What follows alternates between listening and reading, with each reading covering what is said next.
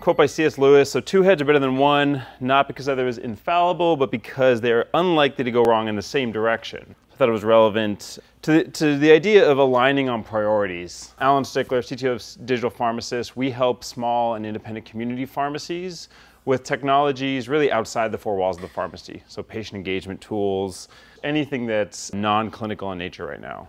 I've been leading technology teams for over 10 years. Part of that I consulted for almost 5 years. The common theme that we saw was with our customers and then later on as in a startup, figuring out what to do with limited resources and how do we get alignment off of what to do with those limited resources. So I'm going to talk about the KJ method today. KJ method is also called an affinity model. I know Alex knows it well because it's on his wall over there. Some other people might know it, some other people might not. So I thought it would be a topic that Etienne thought others might appreciate and leverage. So talk about kind of a little bit of what it is, where it came from, why this is a valuable method.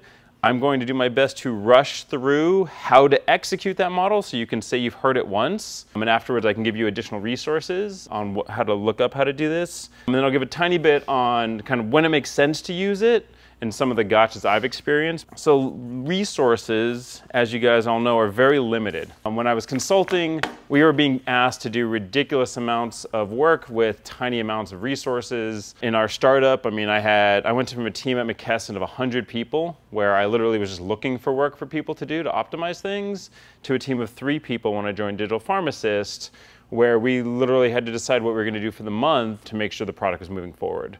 It's really important to understand what you're going to do with these resources, how you're going to prioritize. First of many presidents I had when I was at McKesson would always say there's 1,000 opportunities, there's 100 that make sense, 10 of those will potentially have an impact, and we have resources to do 2 or 3. So you've got to figure out how to get down from those 1,000 possible things to do all the way down to just 2 or 3 that you're really going to execute on. And a lot of the time, we have all the knowledge, all the information we need to make those decisions. We don't necessarily always need to go out and get more information. A lot of times we have it available to us. The hard part is getting the people together to actually have that conversation. So if you guys have ever been in a meeting where the conversation goes on for an entire hour and you walk at the end saying, we didn't make a single step forward. Or maybe you walk into a room and you've got to make some decisions and only one person is talking the entire time. Usually it's the CEO, but not always. Or Etienne, if you've been to 7 CTOs.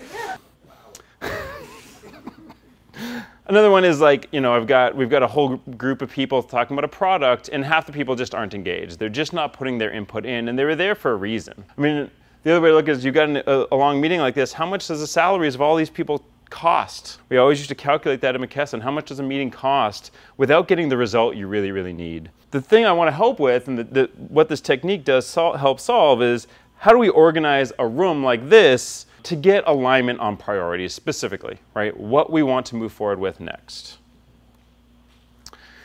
So back in the late 1970s, the US government commissioned a study to look at how effective group decision-making was. So they took 30 military experts and asked them to study intelligence data. So they handed them a bunch of data. It's kind of like an old school big data. They gave them some sample data and said they knew the results, and they said estimate or guess the enemy troop movements. So they said, here's the data you have, you go figure out where the enemies are going to go to. They then took all the reports up and they scored all of them on a scale of 100, and the average score was 7 out of 100. So the average across all those 30 people was 7 out of 100 in their accuracy of that estimate. So the next what they did is they took those 30 reports and they handed it back out to everybody and said, read all 30, or you can skip your own, but read 29 reports. And then you're allowed to reassess this thing and you can guess again. When they rescored that, they went from 7 out of 100 to 79 out of 100 as an average. And so that idea of being able to use the whole knowledge of the group in an unbiased way really acts as proof that you can gain a lot of knowledge. You can get a lot of benefit by using the entire group. So I don't remember, his name is Jiro Kawakita, obviously Japanese, first name comes last. But this guy actually came up with this method, and he came up with it, I want to say in the 50s actually. He was a population and like environmental studies kind of guy. I don't remember exactly what he did in there. He was using this as a technique to take a whole bunch of data from different sources and figure out how to synthesize to take action on that data. So this is a technique used, it's also called affinity diagrams. It's used for, again, to getting alignment on subjective data, on different data sources. So I'm going to take you through the technique. I think I have enough time to kind of incrementally take us through this. I'm not going to spend a lot of time, but I want you to get a feel for it. And so as I'm going through this, maybe you can kind of picture a session where you're trying to get alignment on priorities. Maybe you're dealing with a set of your customers and they're trying to give you their priorities. You did a usability study and you're trying to get all the data from that usability study and figure out what to do with that. So picture something in your head that you could use this for. So as I go through this, you can kind of see maybe how this would shape out. So the first thing you're going to do when you go through a KJ is you're going to identify what the core question is. If you don't have a focus question, this is a useless activity. Because the more focused it is, the more aligned your ideas are going to be, and then thus the results are going to be better aligned. I one time tried this to actually solve two problems at the same time, and that's really what I got. I got a very hybrid result. It was kind of answered one question, sort of answered another, but it wasn't really clear. So I definitely feel like if you have multiple questions that must be answered, plan multiple of these. So sample questions that make sense, like what features do our customers need most? What's the most important technical debt? What did we learn from usability study? Why aren't our products selling? And you can really start to look at anything in this realm where you have, especially if you have some data, but even if you don't, and when I was doing this when I was consulting, and I imagine Alex does this now, is they have all the experts in the room. They believe, one person believes they can write down the requirements and then hand it over, but what they really need is a combination of what all of them are thinking. And so you're trying to derive that from multiple sources. So organize the group, schedule an hour. That'd be my recommendation. Sometimes this can take more, an hour and a half, especially if you do it over lunch. You can get it to an hour and a half. I've had plus and minus experiences before lunch, during lunch, and after lunch.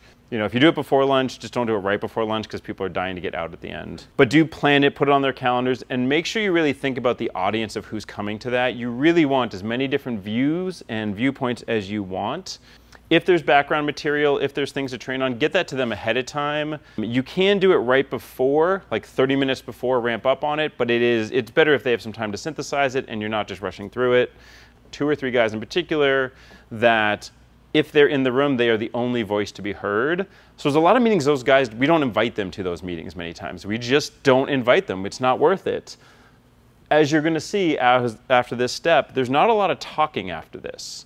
And so it removes that as being an obstacle to including them, because usually those are very valuable people, and you're losing something by not inviting them. You're just avoiding the pain that comes along with inviting them. First step is you get everybody in a room and you have them sit at the table, and the first thing you're going to do is make sure everyone, I should have put some prep notes, but you're going to have sticky notes for everybody, and you're going to have pens for people to write on. That's really all they're going to need. You're going to ask everyone to write down whatever idea is based on the focus question, so hopefully you guys all have a focus question. They're going to write down what their opinions are, their ideas, one data point if it's relevant on a sticky note. It does help if you can use all one sticky note, and that's because there are other stages to this where you will use a different sticky note color, so if you start mixing them, it gets confusing. Everyone in the room should participate. It's not bad when you have multiple people writing the same ideas. This is where you really want to start hammering in the idea that you're not talking. We're not group thinking through this. This is individual thinking. This is the equivalent of those 30 military experts writing down their reports first. They're doing this in their own world. There are steps when we'll start collaborating on this, but this is just writing down ideas right now on that theme. As a facilitator, you're constantly asking, reminding them of the theme and helping them think through different ways. I've got a whole list of questions I might ask to help someone think a different way through it. What would the CEO say? What would a customer say? What would this person say? What would your mom say? Like, there's lots of things to ask to kind of move this forward. What if money isn't an obstacle? Like, constantly asking questions. Generally want to time box this. Usually though, when I've time boxed it, because it makes everyone feel more comfortable, usually within 4, 5, 6 minutes, everyone starts running out of ideas and you have that 1 or 2 people that are still writing. That's okay. When you've got most of the group ready to move on, so step 4, you have everybody put their sticky notes up on the wall. No particular order, just put them all up there. We want all the ideas on the board.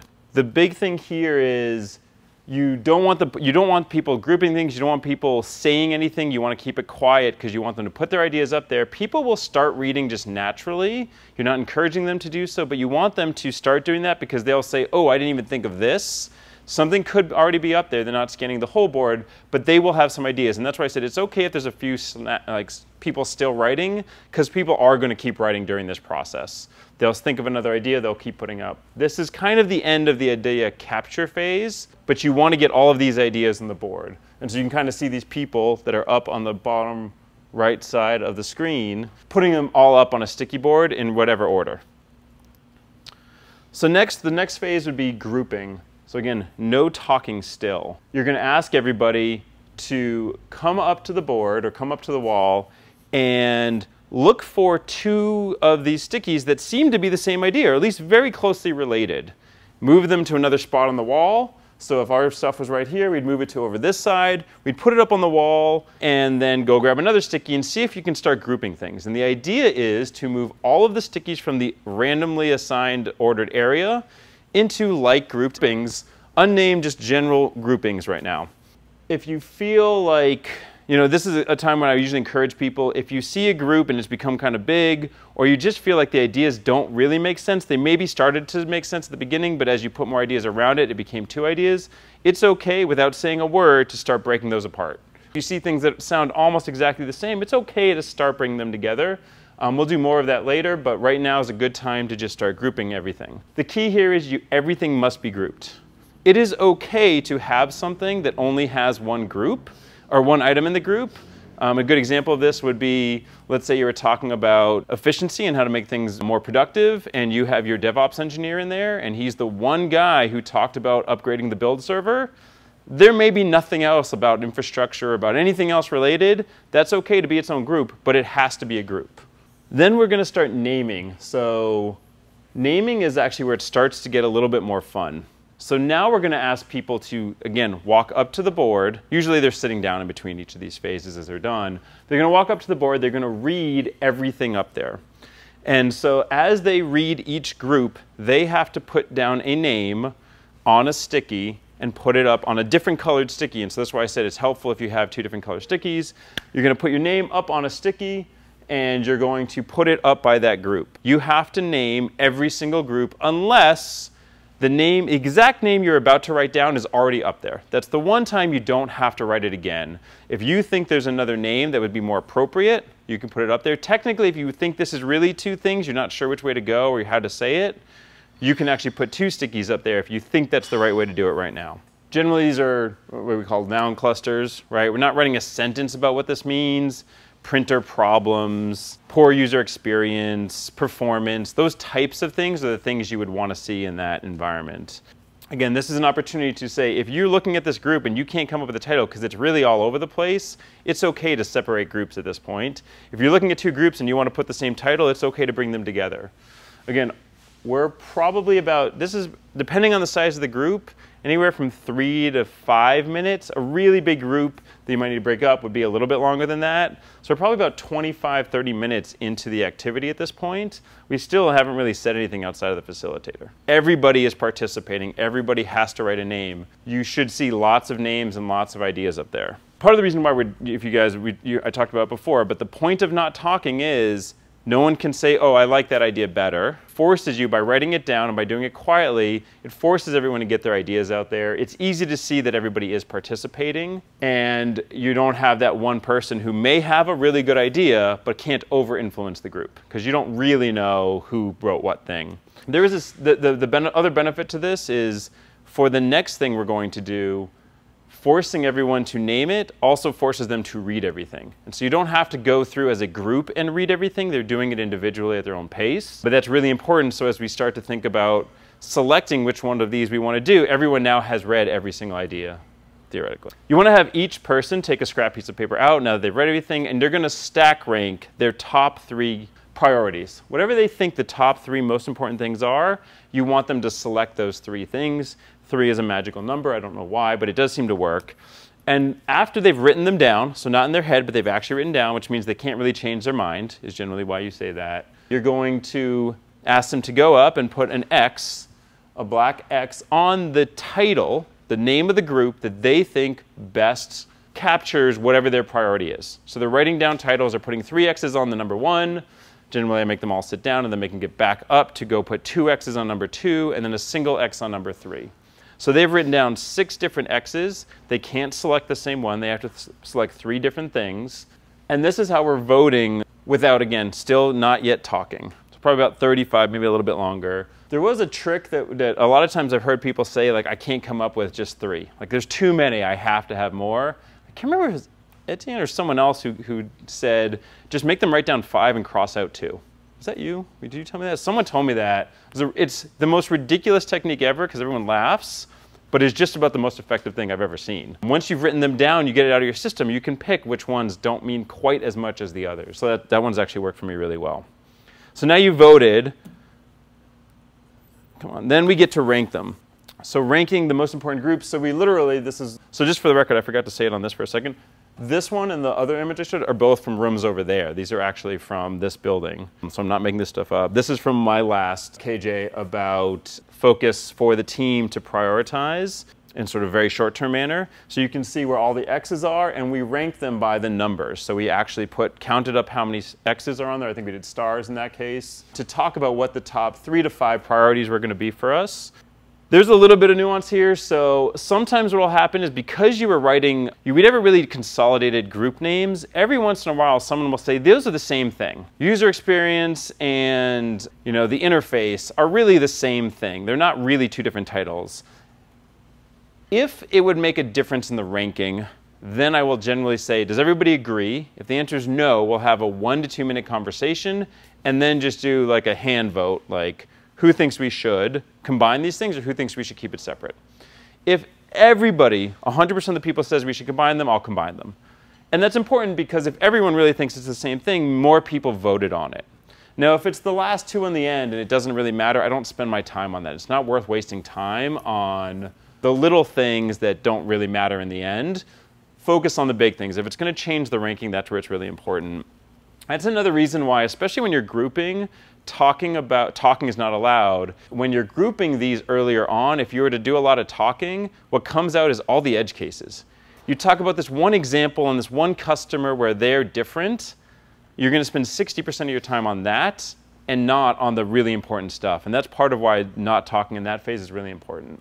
So at the end of this, you're actually going to see exactly what the priorities are. And the group should look at that and be like, yeah, that's a no-brainer, right? And also, you guys should probably look at my list and say, yeah, that's probably a no-brainer for me too. Configuration, notification, infrastructure, analytics, and user management. They probably work for almost every product. But for us, it was important, and we had a lot of distractions, so just kind of formalizing that within the team was pretty important. So when does this work? So brainstorming, anytime you're kind of brainstorming ideas, this can be effective. Roadmap prioritization, I've used it both for internal roadmap prioritization. I've used it a lot for customer meetings, where I have a large group of customers, I group them into different topics, and then I have them go through this activity of what they want to see changed in the product, and that's gone really well for us. User and usability feedback. We've done a lot of usability feedback when I was consulting especially, and it's just a ton of data. It's really hard to synthesize that. You need a really good expert to do that, or you have a lot of people do it, and then you get a lot of different feedback. And then retrospectives, which I forgot to put originally, but added just recently because I have used this sometimes for retrospectives just to change it up. It's a different way to kind of get people to focus on what we could do better as a team. It's a little bigger activity than a quick retrospective, but it has worked well for me as a different way of tackling that problem. Things to watch out for. You can definitely skew the results based on the audience. So if you bring a bunch of developers or you bring just a couple of product people in to talk about a specific product, you're going to get a very similar result. If you bring people from support, people from sales, people from legal, people from DevOps, then you're going to get a really different perspective on what needs to be done. So the more you bring in, actually, the more effective this activity is. There's a limit to how many people, but not too bad. Focus question is really important. I have a tendency, we have this one conference room we do it in, I just write it as big as I can at the top of that board, so it's always present. I want people always thinking of that context and not shifting to another context by accident.